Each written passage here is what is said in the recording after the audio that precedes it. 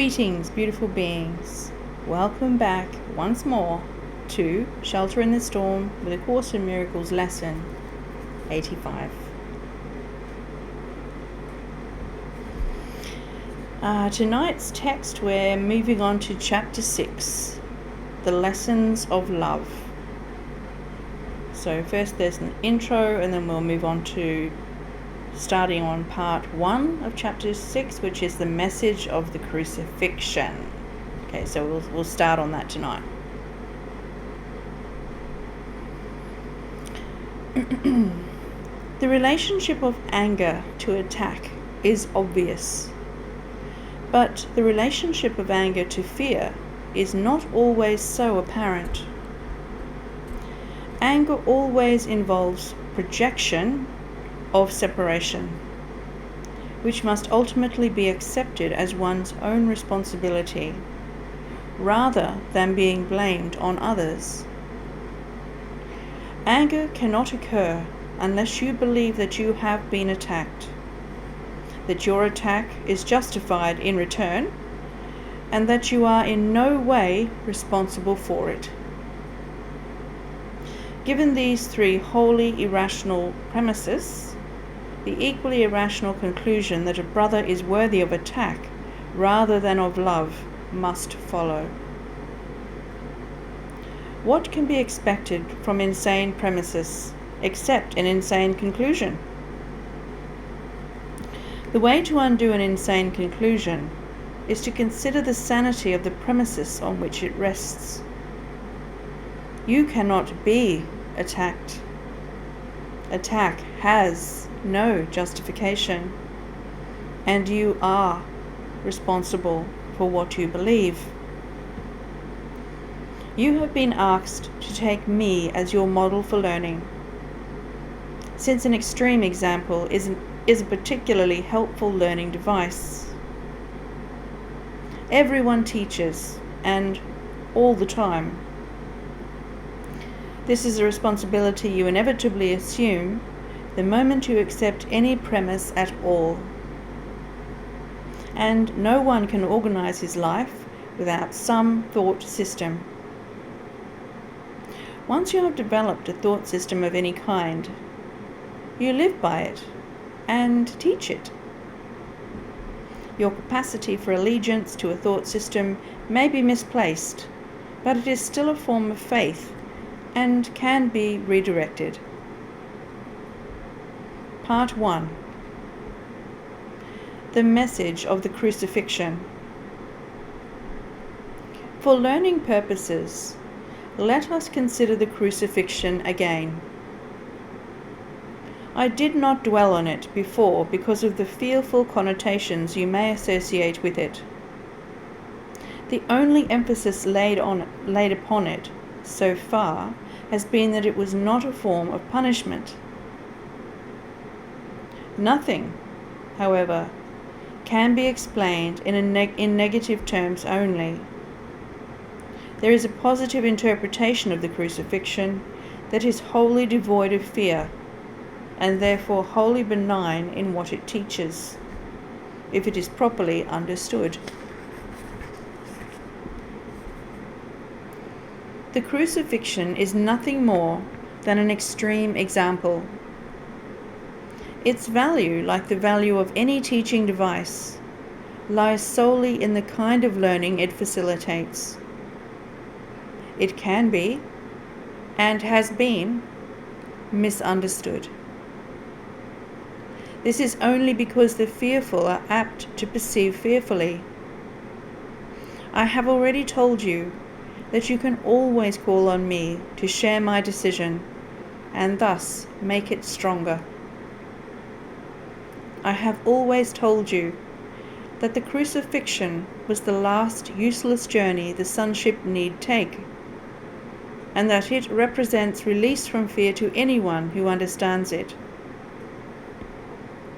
While I emphasized only the resurrection before, the purpose of the crucifixion and how it actually led to the resurrection was not clarified then. Nevertheless, it has a definite contribution to make to your own life, And if you will consider it without fear, it will help you understand your own role as a teacher. We'll leave the text there for tonight. That's about a page worth that we've read. Let's move on to lesson 85.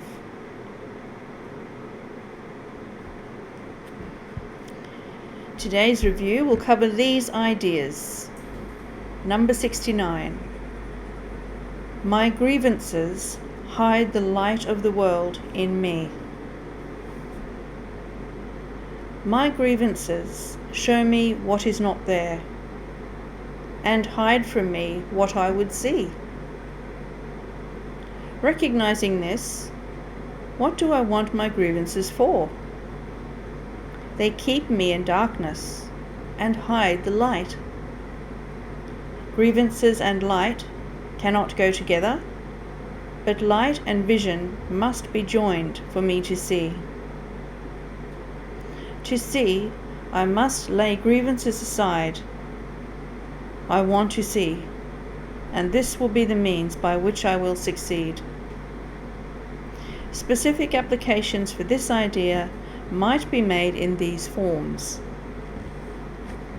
Let me not use this as a block to sight. The light of the world will shine all this away. I have no need for this. I want to see.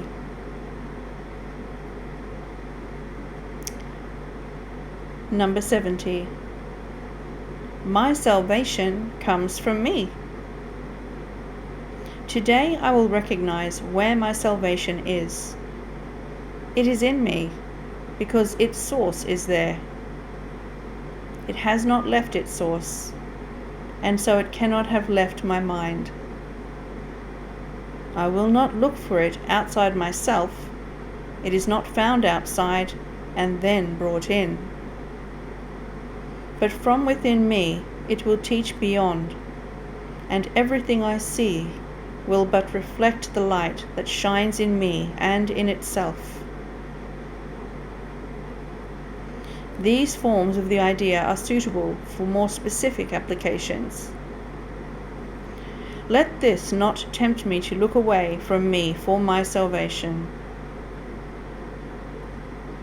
I will not let this interfere with my awareness of the source of my salvation.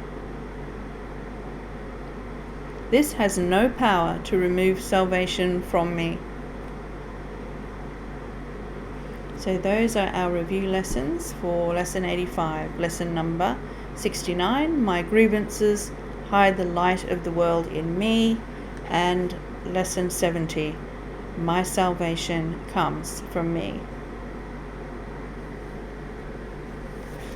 Okay, let's see what Jesus' comments are about lesson 85. Review 2, part 5.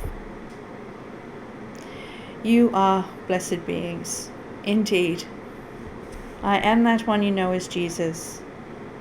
We are very pleased that you are with us today. Our dear one has a little tickle in her throat, a raspy voice she has been struggling with. So we hope you give her a little leeway in her performance today. Your salvation lies within your own consciousness, and, of course, in your society, you are taught the very opposite. You are taught your salvation lies in getting a new car, buying a big house, or marrying the right person. So for many incarnations, you chase your tail, so to speak. You chase things outside of yourself when, in fact, your salvation comes from within. Why does it come from within? Well, within you is the key to the door to awakening. In releasing your attachment to judgment and separation, you find your way home. It is in and up, not out there. It takes a while for you to figure out that all of the idols, things, people, places, and experiences you chase do not make you happy. They do not bring you peace.